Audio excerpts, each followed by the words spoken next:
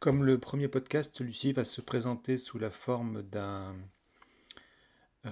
tutoriel, pendant lequel je vais naviguer entre le diaporama que vous avez sous les yeux et puis RStudio qui est ouvert ici. Et dans la session de RStudio, j'ai préalablement ouvert le fichier qui s'appelle session2.r que vous avez à disposition vous aussi sur la plateforme Moodle. Donc je reviens sur le diaporama et avant de commencer, je vous rappelle un petit peu où nous en étions arrivés à la fin du premier podcast. On avait défini ce que l'on entend par un effet d'une variable sur une autre à l'échelle d'une population. On avait posé un cadre très général pour parler de risque d'erreur lorsque l'on décide de l'existence d'un effet sur une population à partir de données à l'échelle d'un échantillon seulement, donc ce qu'on appelle la statistique inférentielle. Et puis on avait commencé à aborder un type d'effet particulier qui est ce qu'on appelle l'effet groupe, c'est-à-dire la question de la comparaison des variations d'une variable réponse entre différents groupes. L'exemple que nous traitons de manière un peu sous-jacente, fil rouge de ce premier podcast et donc de ce deuxième podcast, c'est la différence entre types génétiques quant à la répartition de l'épaisseur de gras de cochon. On va reprendre la question, cette fois plus sous un angle descriptif, explorateur comme nous l'avions fait dans le premier podcast, mais bien sous un angle de test d'hypothèse. Et donc on va tâcher d'aller plus loin dans la mise en œuvre de ce test d'hypothèse, donc la statistique de test, la distribution de la statistique de test soit 0, et puis la p-value qui vont nous permettre de prendre la décision avec un contrôle du risque d'erreur de type 1 qu'on appelle le risque de faux positif. Voilà, donc ça c'est pour rappeler ce qui a déjà été fait, et maintenant on reprend sur la mise en œuvre du test. Alors donc je reviens sur cette phrase que j'ai pas mal déjà discuté lors du premier podcast, qui est X a un effet sur Y. Ça peut se résumer à la fin du premier podcast par finalement X a un effet sur Y, c'est équivalent à la valeur moyenne de Y parmi les individus d'un même groupe n'est pas la même selon le groupe, donc diffère selon le groupe.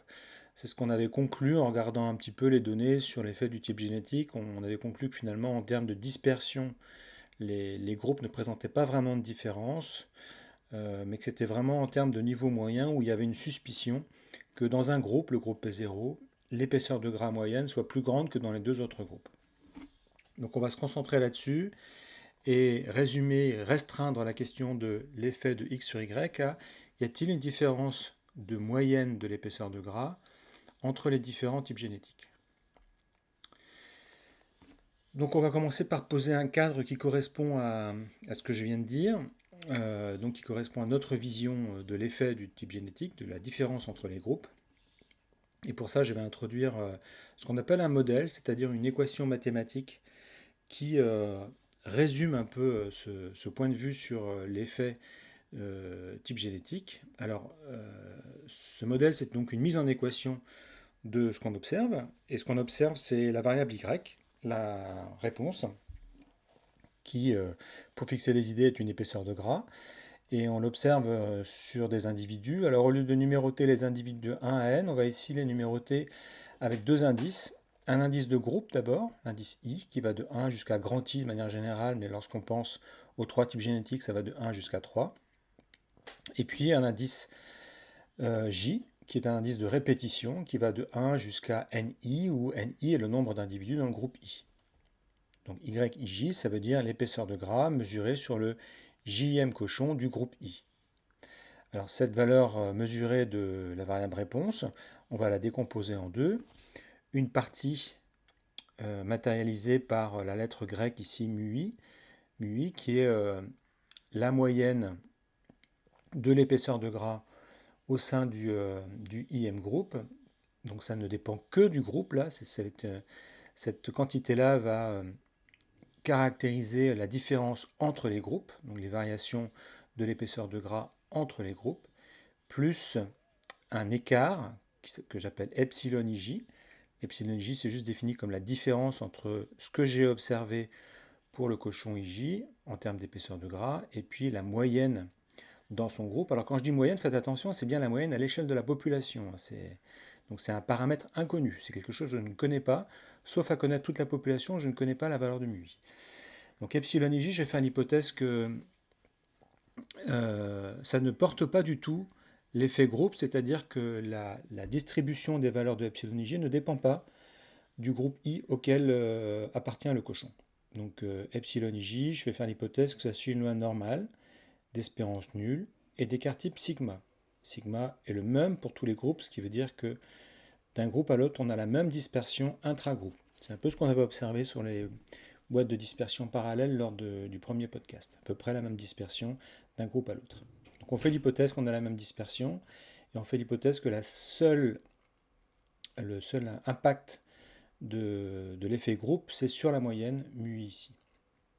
Donc on dira qu'il y a un effet de X sur Y si pour au moins deux groupes, I et I', MUI est différent de MUI'. Si pour deux groupes, la valeur moyenne à l'échelle de la population dans un groupe est différente de celle de l'autre groupe, alors on dira qu'il y a un effet de X sur Y. Donc on vient de poser un modèle statistique pour un effet groupe. Dans ce modèle statistique, il y a deux composantes, je réinsiste un petit peu là-dessus. La composante MUI et la composante epsilon IJ. MUI, ça va modéliser les variations qui sont dues aux facteurs. MU1, MU2, MU3, s'il y a trois groupes, ça mesure les moyennes par facteur, et donc c'est à partir de ça que l'on va construire, que l'on va caractériser les différences entre les groupes. MUI sont des paramètres inconnus, ce sont des valeurs à l'échelle de la population, la valeur moyenne à l'échelle de la population. Epsilon J, ce sont des variations aléatoires qui sont intragroupes. Donc ces variations-là, elles ne sont absolument pas dues à la variation entre les groupes, puisque c'est à l'intérieur d'un même groupe que l'on observe des variations. Rappelez-vous les boîtes de dispersion parallèles, là, au sein d'un même groupe, on observe une variation. Cette variation, c'est la variation epsilon IJ. Une variation intragroupe, et l'écart type de cette variation intragroupe, qu'on appelle sigma, et qu'on appelle aussi l'écart type résiduel, c'est un autre paramètre inconnu à l'échelle de la population. Donc on se retrouve dans la situation où on a introduit un modèle, ce modèle a des paramètres qu'il va falloir estimer. Je vais te donner la définition précise, mais il va falloir en donner une valeur approchée à partir des données dont on dispose. Avant d'aborder cette question de l'estimation, de l'approximation de ces paramètres, on va aller un tout petit peu plus loin dans le test d'hypothèse, en requalifiant un petit peu les hypothèses. Donc rappelez-vous, H0 c'est pas d'effet de X, et H1 c'est il y a un effet de X. Donc je réécris les hypothèses de manière un peu plus mathématique, en disant soit H0, mu1 égale mu2 égale mu3 égale etc. égale un paramètre mu commun, le même pour tout le monde. Et puis H1, c'est pour au moins un couple I' avec I différent de I', mu I, la moyenne dans le groupe I, est différente de la moyenne dans le groupe I'. Donc finalement, le choix entre H0 et H1, c'est le choix entre deux modèles. Un modèle qu'on appelle le modèle nul, c'est le modèle sous H0, que l'on peut réécrire à YIJ est égal à mu plus epsilon IJ, le même mu pour tout le monde, contre un modèle non nul où on a YIJ égale mu I plus epsilon IJ. On oppose deux modèles. Dans le choix entre ces deux modèles, en fait, ce que l'on va faire, très simplement, c'est que l'on va estimer les paramètres de ces deux modèles et on va choisir celui qui est le plus proche des données, celui qui est le plus cohérent avec les données. Alors, pour pouvoir ajuster un modèle, il faut estimer ces paramètres. Donc, c'est un terme un peu statistique qu'il faut connaître maintenant, c'est quand on a un modèle statistique qui introduit des paramètres, ajuster ce modèle, c'est faire en sorte que ce modèle soit le plus proche possible des données à partir duquel on va estimer les paramètres. Donc on va estimer les paramètres du modèle de telle manière à ce que le modèle, une fois ajusté, soit proche d'une certaine manière des données. Donc j'ai utilisé le mot proche, il faut maintenant que je dise ce que j'entends par proche. Eh bien, proche, dans le cadre de ce module, dans l'ensemble du cadre de ce module, ça va être au sens d'un critère qu'on appelle le critère des moindres carrés. C'est-à-dire qu'on va faire en sorte que la somme des carrés et des écarts entre ce que j'observe, à savoir les YIJ, et puis mon modèle, qui s'écrit à partir des MUI ici, soit le plus petit possible. Donc la quantité que j'appelle ici SS, comme en anglais sum of squares, qui dépend des paramètres mu1, mu2, mui, c'est la somme des carrés des écarts entre les yij et les mui, tout simplement. Donc comment est-ce qu'on fait pour estimer les paramètres? Eh bien, on choisit les valeurs de mui ici, qui sont telles que cette somme de carrés est la plus petite possible. On minimise cette somme de carrés. On appelle ça la méthode des moindres carrés pour estimer les mui. En fait, ce que vous voyez ici, c'est que ces sommes de carrés sont indépendantes les unes des autres d'un point de vue paramétrique, c'est-à-dire que la première somme de carrés, elle ne porte que sur le paramètre mu1, la deuxième que sur le paramètre mu2, etc. Donc dans le cas présent, pour minimiser cette somme de carrés, il suffit de minimiser séparément chacun de ces termes. Donc on minimise des termes de la forme somme de j égale 1 jusqu'à ni des yij moins mui au carré. Vous pourriez le vérifier par le calcul, c'est très simple à faire, puisque ça n'est rien d'autre qu'un polynôme de degré 2 en mui. C'est très facile. Si vous écrivez ça comme un polynôme de degré 2 en mui, que vous dérivez, que vous annulez la dérivée, vous allez trouver la valeur qui minimise cette somme de carrés-là. Et cette valeur, j'insiste pas trop là-dessus parce que c'est assez intuitif, c'est juste la moyenne des yij dans le groupe I. Donc cette quantité qui estime mui, c'est la somme des valeurs de yi dans le groupe I divisé par ni. C'est la moyenne, donc on appelle ça y bar. Pour bien expliquer que c'est la moyenne dans le groupe I, on met un i et un point ici. Le point signifie qu'on a fait la moyenne sur les deuxièmes indices, les indices j. Mais l'indice i est fixe. Dire que c'est un estimateur de mui, ça va s'écrire mui chapeau. On va dire que l'estimateur de mui chapeau, c'est cette chose-là. C'est la moyenne des valeurs de y dans le groupe I. Donc on appellera ça l'estimateur des moindres carrés. De manière plus générale, on va appeler un estimateur θ chapeau, on mettra toujours un chapeau et on dira un peu bêtement θ chapeau, d'un paramètre θ. Alors θ, je vais donner une lettre que pour l'instant on n'a pas vue pour dire que c'est un paramètre complètement générique. Quelque chose qui dépend des données, une fonction des données. Et pour cette fonction, on a une certaine garantie qu'elle est proche du paramètre θ. Donc on va revenir un tout petit peu là-dessus pour essayer de voir pourquoi est-ce qu'on peut dire que mui chapeau est proche de mui. Pourquoi est-ce qu'on peut dire que l'estimateur des moindres carrés est bien un estimateur de mui? En quoi on peut dire ça? Alors le petit raisonnement est le suivant. Je vais m'intéresser à l'erreur d'estimation, c'est-à-dire à l'écart entre mui chapeau et mui, la différence mui chapeau moins mui. Si je remplace mui chapeau par la somme des yij pour j allant de 1 jusqu'à ni divisé par ni, je peux réécrire mui chapeau moins mui comme ici, en faisant au numérateur la somme des yij moins mui et au dénominateur gni. Ce que l'on reconnaît au numérateur, c'est la somme des epsilon ij en réalité, divisé par ni. Ok. Rappelez-vous, j'ai fait une hypothèse, c'est que les epsilon ij là suivent une loi normale d'espérance nulle et d'écart type sigma.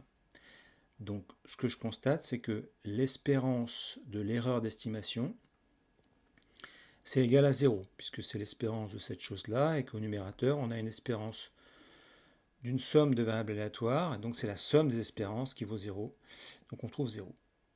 Puisque l'espérance de l'erreur d'estimation est égale à 0, c'est plutôt bon signe, on va dire que mui chapeau est un estimateur non biaisé. Non biaisé, ça veut dire que l'erreur d'estimation en espérance est égale à 0. Ça ne suffit pas pour dire que l'estimateur est très précis, on peut très bien avoir un estimateur qui est non biaisé, mais qui est très dispersé autour de la vraie valeur du paramètre. Donc pour s'assurer qu'on a une bonne précision d'estimation, on calcule aussi la répartition, la dispersion des erreurs d'estimation autour de 0, en calculant la variance de mui chapeau moins mui. La variance, plus elle est grande, plus l'erreur d'estimation est dispersée. Et alors, je vais utiliser exactement le même type de calcul. Variance de mui chapeau moins mui, c'est la variance de cette somme de variables aléatoires. Je fais aussi l'hypothèse que les epsilon sont indépendants puisque les individus sont indépendants. Donc la variance d'une somme de variables aléatoires indépendantes, c'est la somme des variances. Je divise non pas par ni, mais par ni carré, puisque c'est un terme de variance. La variance de A fois une variable aléatoire, c'est A au carré fois la variance de la variable aléatoire. Au numérateur, j'ai sigma 2 plus sigma 2. Hein, on a la même variance pour tous les termes ici, epsilon ij. Donc on a sigma carré qui apparaît ni fois. On a ni fois sigma carré. Et au dénominateur, on a aussi ni carré. Donc ça fait au final sigma carré sur ni. Donc ça, c'est sympathique parce que ça veut dire que la variance de l'erreur d'estimation, elle est d'autant plus faible que sigma est faible. Si on a une répartition des valeurs intragroupe qui est faible, si on a une bonne précision finalement intragroupe de la mesure, eh bien on a aussi une bonne précision d'estimation. Et puis si on a une taille d'échantillon à l'intérieur de chaque groupe qui est grande, eh bien on a aussi une meilleure estimation du paramètre μi. Donc c'est en ça qu'on peut dire que μi chapeau est un bon estimateur de μi, c'est un estimateur non biaisé, puis c'est un estimateur qui a une variance qui est d'autant plus faible qu'on a une taille d'échantillon qui est élevée. Je rajoute à ceci que, en tant que somme de variables aléatoires distribuées selon la loi normale, μi chapeau moins μi est aussi distribué selon la loi normale. Et donc, pour résumer, l'erreur d'estimation, ça suit une loi normale d'espérance nulle et d'écart type sigma sur racine carrée de ni. Bon, ça va nous resservir plus tard pour calculer des intervalles de confiance et avoir des indicateurs sur la précision de l'estimation. Alors, le modèle que je viens de vous présenter, on va l'estimer dans R. Donc je vais faire un tour pour la première fois de ce podcast dans RStudio. Comme je l'ai dit précédemment, tous mes scripts commencent par déclarer quel est mon répertoire de travail. Donc à vous de modifier cette commande de telle manière à ce que ça corresponde au répertoire dans lequel vous aurez mis le fichier que vous allez importer qui est pig.txt. Ce que je fais ici. Ensuite, j'importe le jeu de données grâce à cette commande que j'ai déjà expliquée. Le jeu de données apparaît ici. Je ne vais pas réexpliquer non plus la structure du jeu de données, mais c'est exactement la même, sauf que, voilà, j'ai commis une petite erreur, mais justement, ça me permet de voir ça avec vous pour que vous l'évitiez la prochaine fois. Comme j'ai oublié de lui dire, d'utiliser ici l'argument strings as factors égale true. Alors, strings as factor égale true. Il ne m'a pas converti les variables sexe et type génétique en facteurs, donc je le rajoute ici dans le script, mais je ferai en sorte que vous ayez le script corrigé. Alors j'ai rajouté ici un argument qui est en réalité optionnel, je n'étais pas obligé de le mettre. Header égale true, c'est juste pour dire que les en-têtes de colonnes sont dans la première ligne du fichier de données. Bon, c'est pas obligatoire parce que c'est l'option par défaut, donc je pouvais ne pas le mettre. Donc désormais, si je recommence l'espèce de résumé des données que j'obtiens avec la str, je vois que à la place de caractères, il m'a effectivement considéré que c'était des facteurs. Et ça, c'est fondamental parce que si j'avais continué comme ça sans faire attention, j'aurais eu des résultats qui étaient mauvais derrière. Donc, j'aurais pas réussi mon analyse statistique. Donc, moi-même, hein, je ne sais pas du tout quelque chose qu'on impose aux étudiants juste pour les embêter. On fait tout ça. Il faut absolument vérifier la nature des variables lorsque l'on les importe. Ce que je viens de faire ici, et je viens de vérifier que j'avais fait une petite erreur que j'ai corrigée. Voilà, donc je sauvegarde parce que c'est celui-là que vous aurez sur la plateforme Moodle. Je vais ajuster le modèle. Alors, comment est-ce qu'on ajuste un modèle dans R? La seule fonction qu'on utilisera dans le cadre de ce module pour ajuster tous les modèles que nous verrons, on voit un premier modèle aujourd'hui, mais on va en voir jusqu'à la fin du module de manière de plus en plus compliquée, c'est la fonction lm. Lm, c'est un sigle pour linéaire modèle, parce que le modèle que l'on est en train de voir, là, le yij égale mui plus epsilon ij, ça fait partie d'une famille de modèles qu'on appelle les modèles linéaires. Alors, deux arguments absolument obligatoires lorsque l'on ajuste des modèles linéaires. Le premier, c'est ce qu'on appelle la formule du modèle. Ça permet de dire que j'explique les variations de bfat, la variable réponse, l'épaisseur de gras, par le type génétique. Lorsque j'écris bfat tilde genet, je dis à R, ou à la fonction lm en particulier, que la variable réponse c'est bfat, la variable explicative c'est genet. Si vous l'écrivez à l'envers, ça ne marche pas. C'est bien bfat expliqué par genet. Voilà, j'explique aussi que, grâce à l'argument data, que bfat et gnet sont deux colonnes que l'on peut trouver dans le tableau de données DTA. Et je mets tout ça dans un objet que j'appelle bfat.lm, et vous pouvez l'appeler comme vous voulez. C'est un peu la façon dont moi j'appelle mes objets lorsque j'ajuste un modèle, mais vous pouvez l'appeler exactement comme vous voulez. Je lance bfat.lm, il me crée un objet bfat.lm qui est une liste avec 14 objets à l'intérieur. Donc en général, on ne va jamais regarder cet objet-là précisément, parce que c'est un objet qui contient plein de choses pas forcément intéressantes, en tout cas pas forcément intéressantes de manière brute, mais on a des outils, on a des fonctions de R qui nous permettent d'aller lire progressivement les différents aspects, les différentes composantes intéressantes de cet objet. En particulier, on a une fonction qui s'appelle coef, qui va extraire les coefficients du modèle. Et ce qu'on appelle les coefficients du modèle, ce sont les fameux paramètres dont j'ai parlé dans le podcast. Donc je fais coef de bfat.lm pour extraire les paramètres. Il extrait bien 3 paramètres. Tout à l'heure, j'ai parlé de 3 paramètres pour mu1, mu2, mu3. Mais vous remarquerez que ces paramètres-là ne peuvent pas correspondre aux moyennes par groupe, puisqu'on a ici des valeurs négatives. Alors qu'est-ce qui s'est passé? En fait, il y a un petit décalage entre le modèle qu'il a ajusté ici et puis le modèle dont j'ai parlé en cours. Je vais revenir un tout petit peu là-dessus pour vous expliquer quel est ce décalage et pourquoi est-ce qu'il y a un décalage entre le modèle dans R et le modèle vu en cours. En réalité, le modèle qui vient d'ajuster, qui s'appelle le modèle d'analyse de la variance à un facteur pour un effet groupe sur Y, c'est pas tout à fait mu-i plus epsilon ij, mais c'est mu plus alpha i plus epsilon ij. Il a donc décomposé la composante mu-i en deux parties.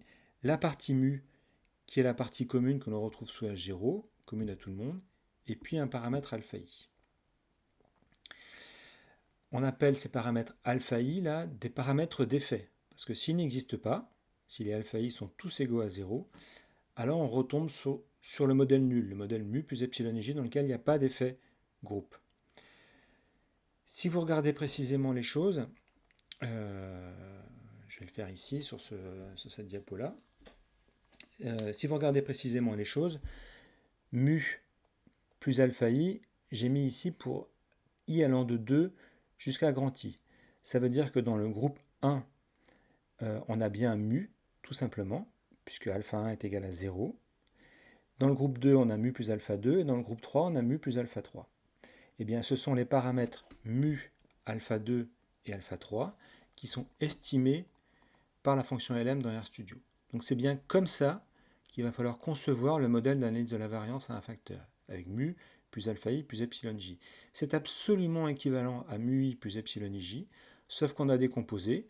Mu1, c'est le paramètre mu. Mu plus alpha 2, c'est le paramètre mu2, et mu plus alpha 3, c'est le paramètre mu3. Je reviens un tout petit peu dans R. Je vais juste rappeler rapidement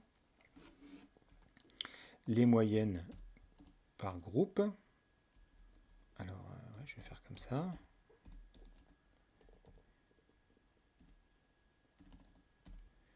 On les avait déjà obtenues la fois précédente, mais je vais les rappeler juste pour faire une petite comparaison. Voilà. Voilà, donc là j'ai la moyenne pour P0, la moyenne pour P25 et la moyenne pour P50. Le coefficient qui est donné ici, qui s'appelle intercept en anglais, c'est l'estimation du coefficient mu. Vous voyez que c'est exactement ce que je disais, c'est-à-dire c'est la moyenne dans le premier groupe. Le premier groupe, c'est le premier par ordre alphabétique. P, même à l'alphanumérique, puisqu'ils commencent tous par P, mais ensuite il y a un 0 ici. 15,16467. Le mu, l'estimation de mu, c'est donné par la moyenne dans le premier groupe. Le coefficient qui est donné ici, qui s'appelle gnet P25, c'est pas la moyenne pour le groupe P25, c'est la différence entre la moyenne dans le groupe P25 et puis la moyenne dans le groupe P0. Donc c'est 12,95, etc., moins 15,16, etc., qui donne moins 2,2. Donc ce paramètre-là, c'est l'estimation de alpha 2. Mu plus alpha 2, ça nous redonne la moyenne dans le deuxième groupe. Mu plus alpha 3, ça nous redonne la moyenne dans le troisième groupe. Moins 2,29 mm, c'est l'écart entre le troisième groupe et le premier groupe. Donc je réinsiste un peu là-dessus, mais on prendra un peu l'habitude parce qu'on va beaucoup manipuler ces modèles. Lorsque l'on estime les coefficients du modèle, il ne va pas estimer les moyennes par groupe, il va estimer la moyenne dans le premier groupe pour le premier paramètre, et pour les autres paramètres, il va estimer les différences moyennes entre les groupes suivants et le premier groupe.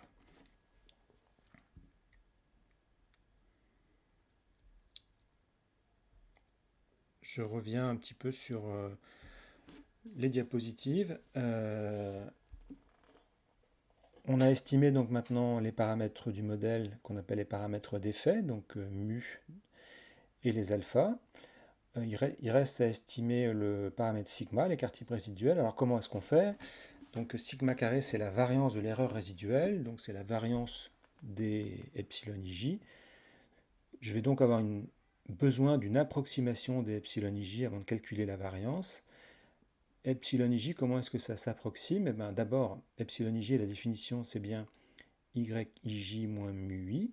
Donc une approximation que je note epsilon ij chapeau, c'est yij moins mu i chapeau, et mu i chapeau, c'est la moyenne dans le im groupe. Donc epsilon ij chapeau, ce qu'on va appeler le résidu, c'est l'écart entre la donnée observée pour un individu i, pour le jm individu dans le groupe i, moins la moyenne du im groupe. Mu i chapeau, c'est la moyenne du im groupe. C'est la variance de toutes ces quantités-là qui va me donner une estimation de sigma carré. Donc, estimation de sigma carré, je note ça, sigma carré chapeau. Pour avoir la variance, je fais la somme des carrés des écarts et je divise presque par n. Encore une fois, vous retrouvez le terme presque parce qu'on va être embêté par les degrés de liberté. Donc la somme des carrés des écarts, les résidus qui sont ici, les epsilon ij qui sont ici, ont une moyenne qui vaut 0 puisque je calcule des différences entre des quantités d'une série moins leur moyenne. Donc j'ai déjà présenté ça dans le premier podcast. Lorsque l'on calcule la somme de ces termes-là, on va trouver 0. Donc on est en train de calculer la variance de termes qui somment à 0, qui ont une somme nulle. Donc il suffit de faire la somme des carrés des écarts et diviser par le nombre de termes. Donc c'est bien ce que je fais ici, la somme des carrés des epsilon ij chapeau divisé par presque n. En fait, je vais diviser par n moins le nombre de groupes, mais je vais revenir un petit peu là-dessus. Juste avant de revenir là-dessus, au numérateur, là, la somme des carrés qu'il a, on appelle ça la somme des carrés des écarts résiduels. En anglais, residual sum of squares, donc je vais la noter RSS. Au dénominateur, donc, on n'a pas n, mais on a n moins i. Donc, pourquoi est-ce qu'on a n moins i? Rappelez-vous le principe. Lorsque je calcule une variance, je divise une somme de carrés de variation et je divise par quelque chose qui doit être proche de n. Pas tout à fait n. Lorsque l'on avait calculé une variance dans le premier podcast, on avait divisé par n-1 parce qu'il y avait une dépendance linéaire entre toutes les variations. Ici, il n'y en a pas une, il y en a grand I. Pourquoi? Je l'ai dit, les epsilon ij chapeau, ici, ils somment à 0. Donc ces quantités-là, elles somment à 0. Leur somme vaut 0. Pour la somme de carrés suivante, ces quantités-là somment à 0. Ces quantités-là, elles somment à 0. Comme il y a grand I somme de carrés, il y a grand I dépendance linéaire, et donc le nombre de termes linéairement indépendants dont on fait la somme des carrés ici, c'est pas petit n, c'est petit n moins le nombre de dépendances linéaires, donc petit n moins grand I. Donc l'estimation de la variance de l'erreur résiduelle, c'est bien RSS divisé par n-i. On dit que la série des résidus a n-i degrés de liberté. Comment est-ce qu'on obtient ça dans R? Alors je vous ai dit qu'il y avait des outils pour lire un peu ce qu'on trouvait dans l'objet bfat.lm que j'ai ajusté. Il y a un outil qui est un peu générique qu'on verra complètement à la fin, mais pour l'instant je le regarde par petits bouts, qui s'appelle Summary. Donc Summary, ça fait le résumé d'un objet, mais je ne vais pas m'intéresser à tous les éléments de ce résumé, je vais spécifier que je veux juste sigma, $sigma. Donc 2,99,12,7 là, c'est l'estimation à partir des données de la valeur de sigma à l'échelle de la population. On a à peu près un écart type résiduel de 3. Comment est-ce qu'on a obtenu cette valeur? Donc la formule est donnée ici. On a fait la somme des carrés des résidus et on a divisé par n-3.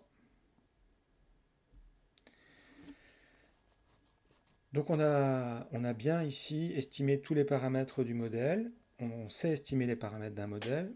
On a même un peu esquissé la façon dont on mesure la qualité d'ajustement d'un modèle, puisque en choisissant la méthode des moindres carrés, j'ai choisi une façon de mesurer la proximité entre des données et un modèle. C'est la somme des carrés des écarts entre les données et ce modèle. Donc j'ai introduit cette quantité residual sum of square, RSS, la somme des carrés des écarts résiduels. Et finalement, plus cette somme des carrés des écarts résiduels est faible, meilleure est la qualité d'ajustement du modèle. Si je reviens sur la diapo précédente, si cette somme des carrés des écarts résiduels est très faible, ça veut dire que la variance de l'erreur résiduelle est très très faible, et donc ça veut dire que au sein d'un même groupe, on a très peu de variations autour de la moyenne. Donc ça caractérise le fait qu'on a bien ajusté le modèle.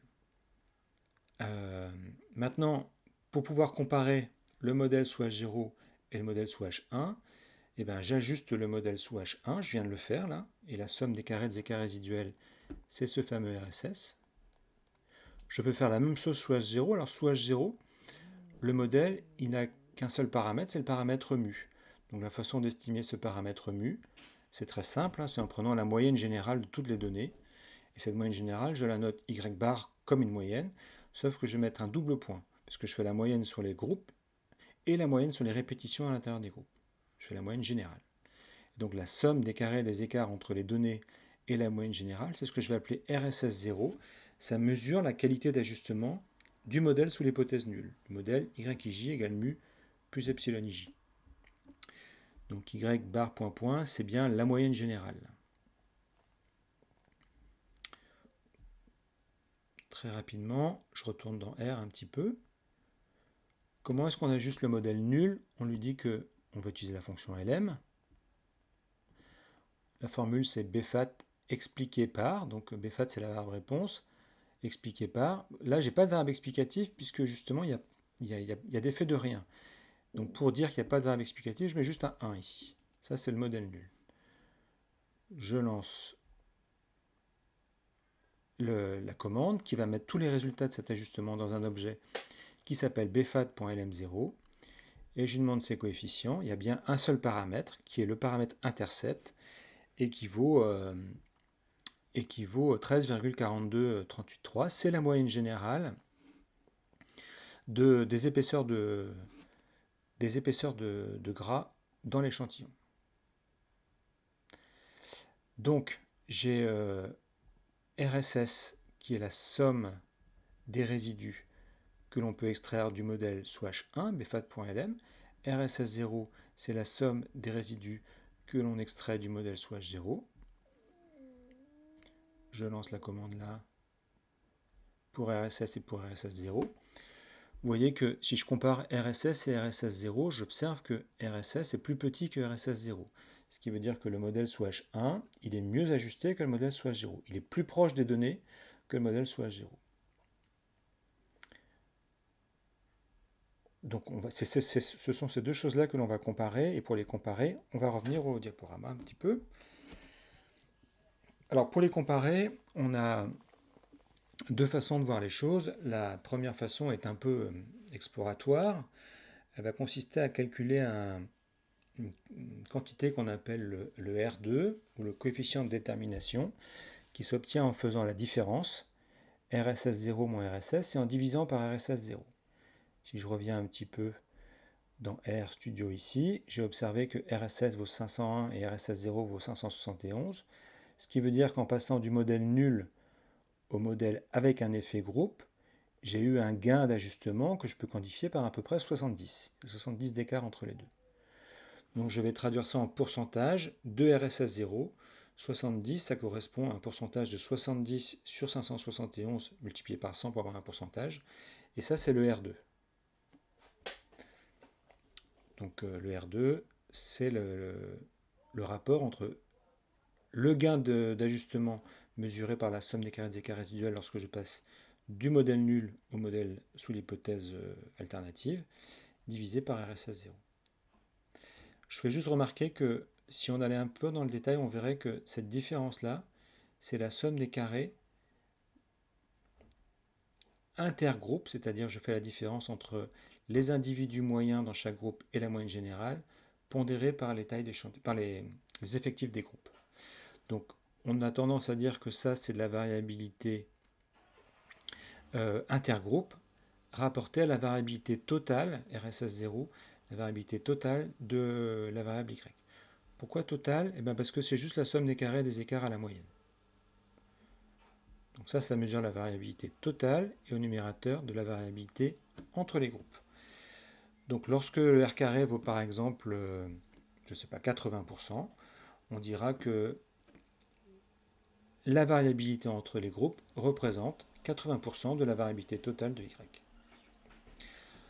En pratique, le coefficient de détermination R2 est très utilisé, en particulier parce qu'il a une propriété intéressante, c'est qu'il est compris entre 0 et 1. Il ne peut jamais être plus grand que 1, il ne peut pas être plus petit que 0 non plus. Quand il est proche de 0, c'est qu'il n'y a pas d'effet groupe, parce que quand il est égal à 0, ça veut dire que son numérateur est égal à 0, et si son numérateur est égal à 0, ça veut dire que les moyennes au sein de chaque groupe sont toutes égales à la moyenne générale, donc il n'y a pas d'effet groupe.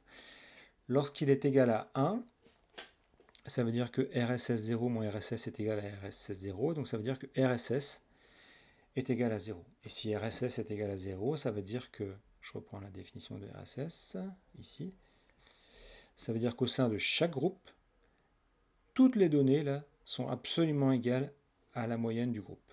Donc on n'a plus du tout de variabilité intragroupe, toutes les données se confondent avec la moyenne. Alors évidemment, les deux cas ici, R carré égale 0 et R carré égale 1, sont des cas théoriques que vous ne rencontrerez jamais, sauf cas très particuliers. Mais on est toujours entre les deux, entre R2 égale à 0 où il n'y a pas d'effet, entre R2 est égal à 1 où il y a un effet complet, total, une différence parfaite entre les groupes. Comment est-ce qu'on obtient dans le cas présent le R2 dans R? On utilise toujours la fonction summary qu'on applique à l'objet bfat.lm que j'ai créé avec la fonction lm. Et au lieu de mettre $sigma comme j'avais fait précédemment, je mets $r.squared, donc R carré, et j'obtiens le R2. Le R2 vaut ici 0,10. Donc on dira ici que 10% de la variabilité de l'épaisseur de gras est expliquée par la différence entre les groupes génétiques. Alors tout à l'heure j'ai dit que c'était une manière de mesurer un peu la différence entre les groupes. Donc c'est une manière assez exploratoire.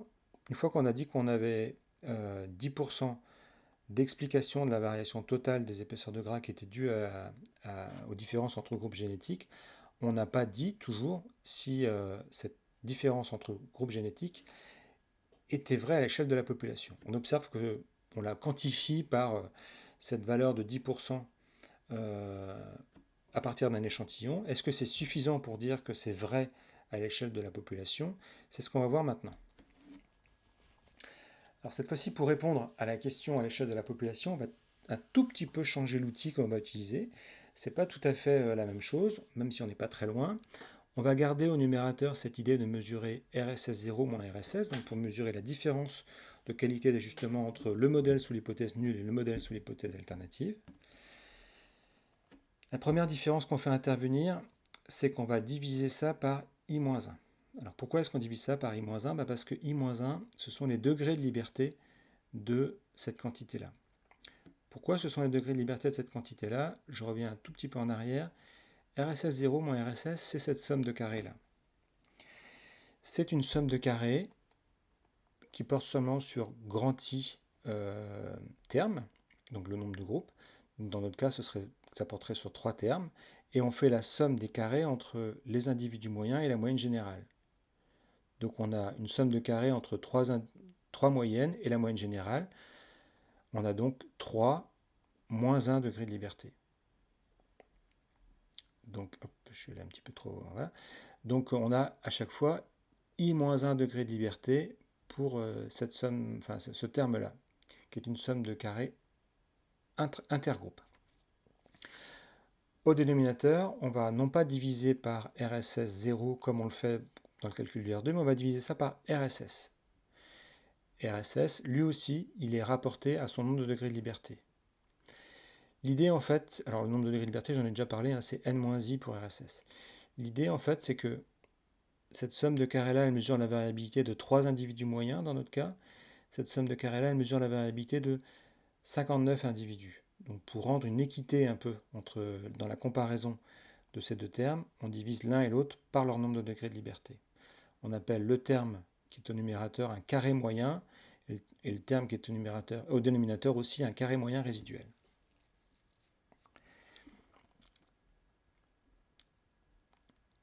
Donc c'est cette quantité qui va nous servir de statistique de test. C'est-à-dire que cette quantité, plus elle est grande, plus ça veut dire qu'il y a un effet groupe important. Plus elle est grande, plus ça veut dire que la somme des carrés intergroupes est grande par rapport à la somme des carrés intragroupes. Okay, donc plus la différence inter est grande par rapport à la différence intra, plus la statistique de Fisher est grande, et donc plus il y a de chances que l'effet soit vrai à l'échelle de la population. Je vais revenir un peu sur RStudio. Cette fois, je lui demande la statistique de Fisher. Même principe, summary appliqué à l'objet bfat.lm. Au lieu d'avoir un $r², j'ai un $f statistique. Je lance la commande et j'ai la valeur de la statistique de Fisher. Donc il vous dit qu'elle vaut 3,16. Autrement dit, on dira que la variabilité inter-type génétique, elle est 3,17 fois plus grande que la variabilité intra-type génétique. Et on associe à ça des degrés de liberté du numérateur et du dénominateur. NumDF, ça veut dire Degree of Freedom numérateur, et DNDF, Degree of Freedom dénominateur. 2 parce que c'est I-1, 3-1.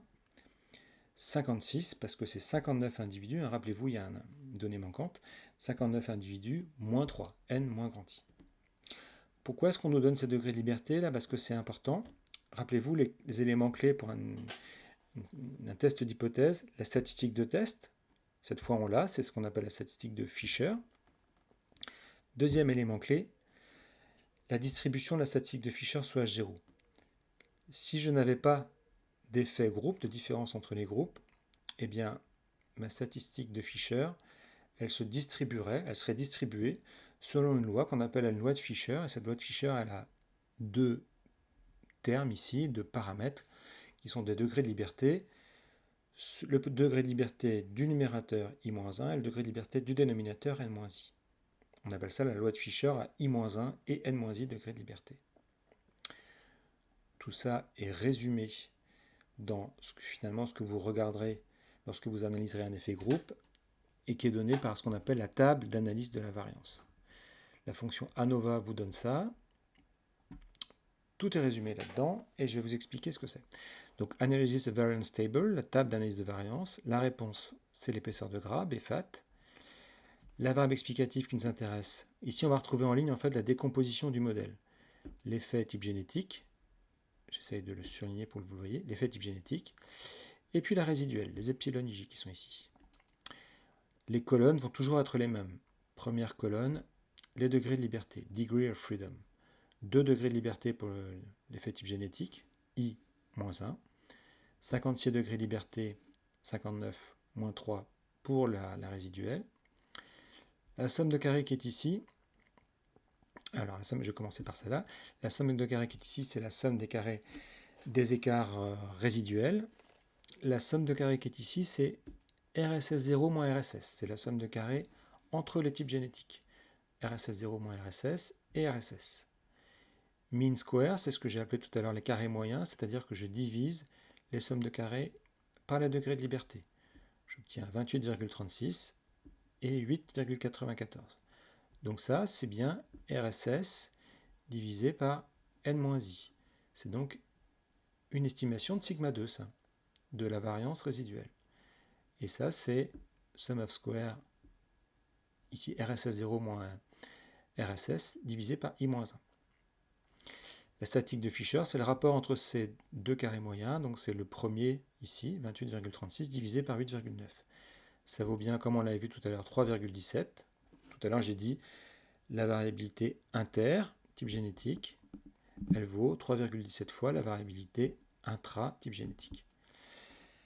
Maintenant que je sais que cette statistique de Fisher suit, lorsqu'il n'y a pas d'effet type génétique, une loi de Fisher à I-1, donc à 2 degrés de liberté au numérateur et à 56 degrés de liberté au dénominateur, ça me permet de calculer la probabilité pour qu'on observe une valeur plus grande que 3,1695, soit 0, et cette probabilité, c'est la p-value, qui vaut ici 0,04966. Je répète parce que c'est la première fois qu'on interprète une p-value, on va le faire plusieurs fois dans la suite, mais cette valeur de 0,04966, c'est la probabilité pour que l'on observe une valeur aussi grande d'une statistique de Fisher, ou bien une valeur encore plus grande. Donc c'est la probabilité pour qu'on dépasse une valeur de 3,1695 lorsqu'il n'y a pas d'effet, lorsque l'on est sous H0. On constate que cette probabilité est faible, en tout cas elle est plus petite que 5%, ce qui nous invite à dire que ce que l'on observe sur les données n'est pas cohérent avec l'hypothèse H0, et donc on va rejeter l'hypothèse H0. Et on dira que l'effet est significatif, en tout cas au seuil de 5%. Alors ici, R donne quelques codes à travers des étoiles. Là. Ici, il y a une étoile. Une étoile, ça veut dire que c'est significatif au seuil de 5%. Lorsqu'il n'y a pas d'étoile, ça veut dire que, enfin, lorsqu'il y a un point, pardon, ça veut dire que c'est significatif au seuil de 10%, et lorsqu'il n'y a pas d'étoile, ça veut dire que ce n'est pas significatif. Lorsqu'il y a 2 étoiles, c'est significatif au seuil de 1%. Lorsqu'il y a 3 étoiles, c'est significatif au seuil de 1 pour 1000. Donc plus il y a d'étoiles, c'est un peu comme pour les hôtels, plus il y a d'étoiles, plus c'est confortable de rejeter H0. Ici, on rejette H0, mais de manière un peu inconfortable, parce qu'on est tout proche de la limite des 5%.